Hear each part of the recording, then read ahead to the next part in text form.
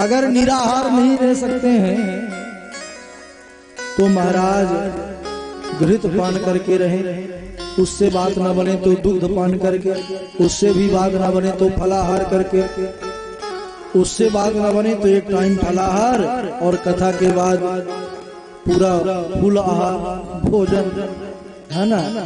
और उससे भी बात ना बने ये कह दिए भोजनम तु वरम मन्ये कथा श्रवण कार्यक्रम नोपवासा वरा प्रोक्तम कथा विघ्न करो यदि।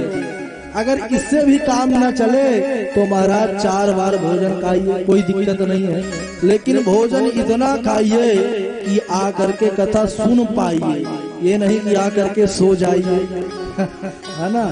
तो भोजन ऐसा हो कि आलस्य और प्रमाद को दूर करने वाला हो। इसलिए तामसी जो पदार्थ हैं कथा समय पर उनका त्याग कर देना चाहिए, सात्विक आहार लेकर के और भगवान का चिंतन करते हुए कथा को सुनेंगे तो निश्चित रूप से भगवान की विशेष कृपा होगी। यहाँ पर सूत जी कहते हैं कि जो कथा में बैठ करके भी कथा नहीं सुनते, आकर के दरबार करते हैं बहुत लोगों, क्योंकि श्रोता 3 प्रकार के कहते हैं।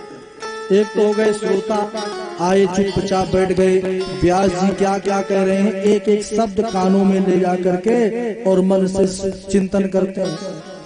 एक हो जाते हैं सरौता, आ करके चुप नहीं बैठेंगे, बगल में सज्जन है तो सज्जन से और भाई क्या हाल चाल है, कैसा जो है तो समय चल रहा है या क्या हो रहा है, यही बातें करने लगेंगे। माताएं हैं तो अपने एक दूसरे के घर की हाल चाल लेने लगेंगे बैठे बैठे, है ना। कथा में एक पंथ 2 काज करने आ जाते हैं, लेकिन यहाँ पर बहुत बड़ा अपराध बताया गया है। पहले दिन ही सावधान कर दिया जाता है महात्म्य में कि जब तक कथा हो तब तक आप लोग इसका विशेष ध्यान रखें, और हमको विश्वास है कि आप सभी सुधी श्रोता हैं, इसका विशेष पूर्ण रूप से पालन करेंगे।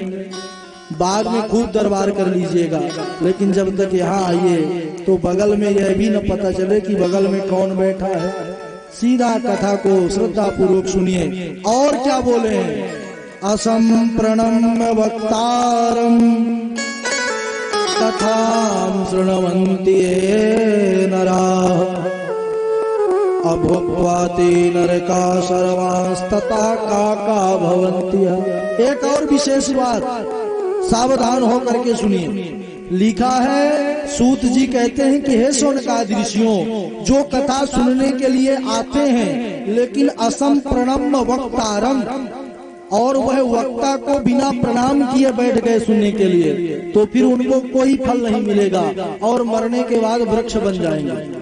जैसे वृक्ष नहीं झुकते खड़े रहते हैं, वैसे ही आपकी स्थिति हो जाएगी जो इस प्रकार के कर्म करेंगे। इसीलिए सबसे पहले आए तो श्रद्धा पूर्वक प्रणाम करें। जो दिव्य विभूति आचार्य लोग देवता लोग बैठे हैं, उसके बाद बैठ करके कथा सुनें। कहते हैं कि वक्ता से ऊपर आसन नहीं होना चाहिए। जो श्रोता हो, कथा सुनने वाला हो, उसका आसन वक्ता से नीचे ही हो। अगर ऊपर है तो अपराधी बन जाएंगे श्रोता की जगह।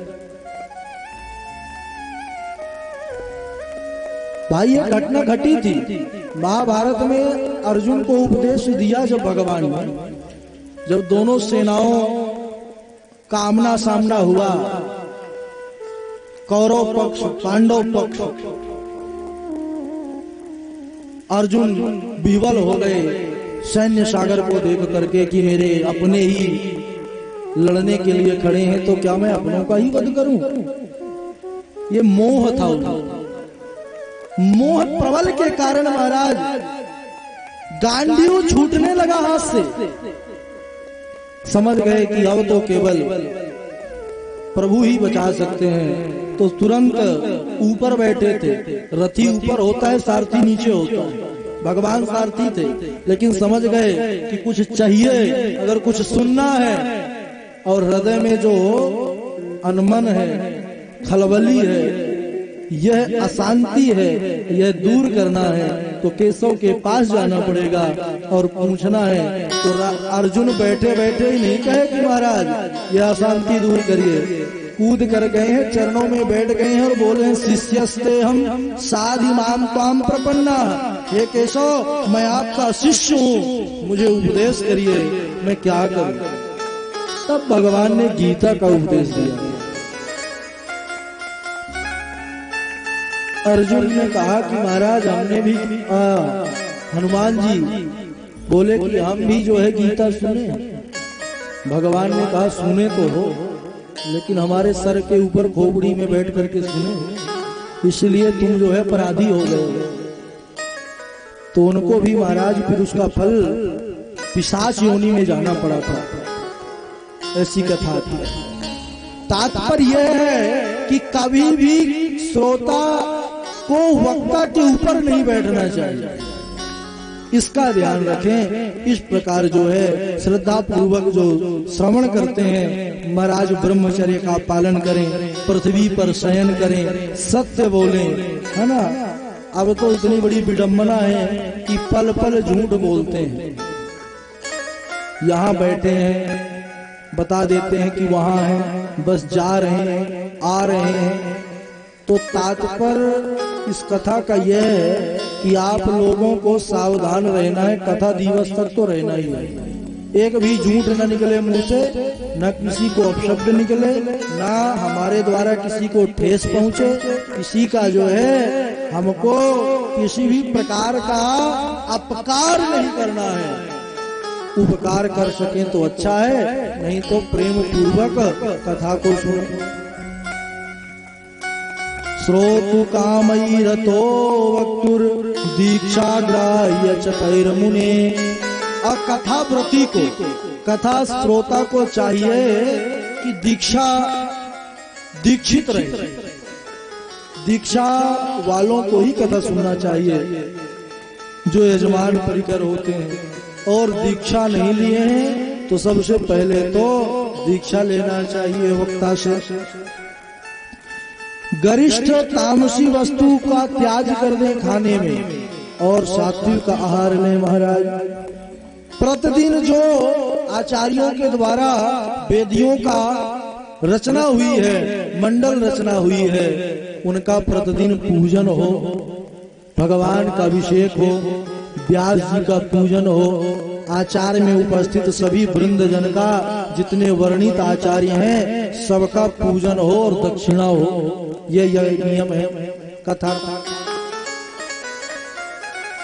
कहते हैं कि इस प्रकार कथा के विश्राम पर अगर गृहस्थ हैं तो हवन करें महाराज, और कम से कम 12 ब्राह्मणों का भोजन कराएं, और ज्यादा से ज्यादा जितनी आपकी सामर्थ्य है सबको प्रसाद दें।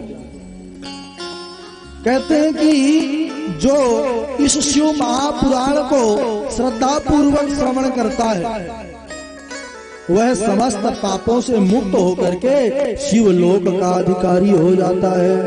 बोलिए सदा शिव भगवान की जय।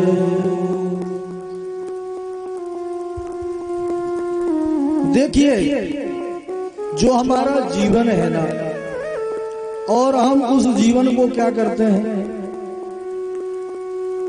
पहले तो पढ़ाई लिखाई में चला गया, उसके बाद धन के चक्कर लगाने में, घूमने में निकल गया, बालपन खेल में, फिर पढ़ाई में, फिर कमाने में, और फिर बुढ़ापा आ गया तो भजन होता नहीं। इसीलिए जब कहते हैं कि समझ जाओ तभी से भजन करने लग जाओ। कोई कहा कि भाई व्यास जी ने कहा कि सबको भजन करना चाहिए, अभी हमारी उम्र क्या है भजन करने की, तो भजन की कोई उम्र नहीं होती, क्योंकि जीवन का कोई ठिकाना ही नहीं है।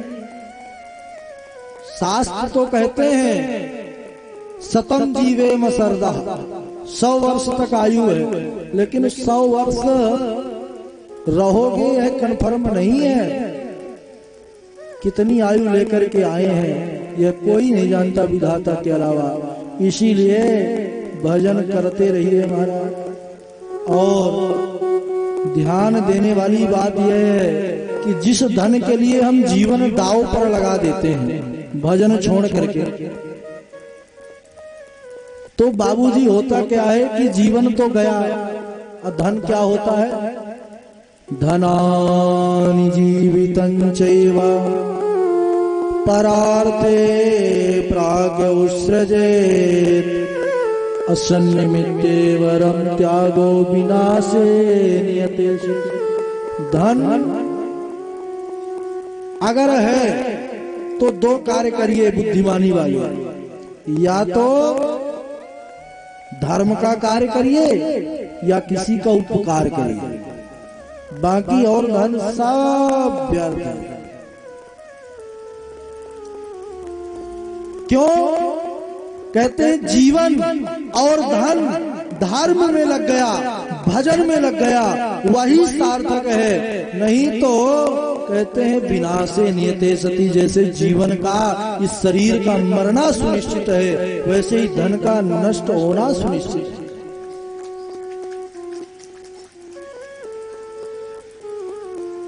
धनानि भूमौ पशवस्य गोष्ठे नारी गृह द्वारि जना श्मशाने देहश्चितायां